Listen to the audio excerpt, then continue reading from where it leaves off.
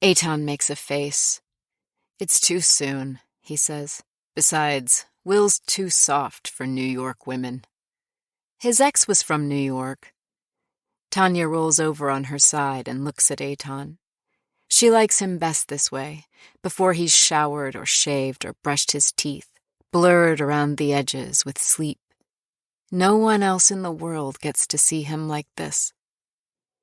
Even so, he needs someone kind, Eitan says. Maybe someone from the Midwest.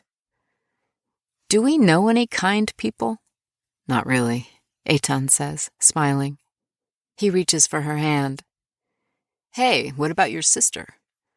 I think she's seeing some deadbeat she met at work, and there's no way I'd let you set Will up with Nessa. Why not? He's too nice for her. Or maybe she's too nice for him, though nice isn't exactly the word Tanya's looking for. What's wrong with that? Eitan asks. Two really nice people can't be together. They'd get bored. There'd be no tension. So I take it I'm the nice one in our relationship? Of course you are. You're one big giant pushover. Tanya pats his stomach. Her phone vibrates on the nightstand, and Tanya leans over Eitan to check. It's a text message from Nessa. Fuck, I think I have a UTI. An ellipsis appears, and several more texts follow in quick succession. Is it normal to pee 7 times in 1 hour? My vagina feels like it's going to fall off. Not normal, she texts back. Do you want Eitan to write you an RX? Yes, please, Nessa responds. 'Kay, Tanya writes. Hydrate.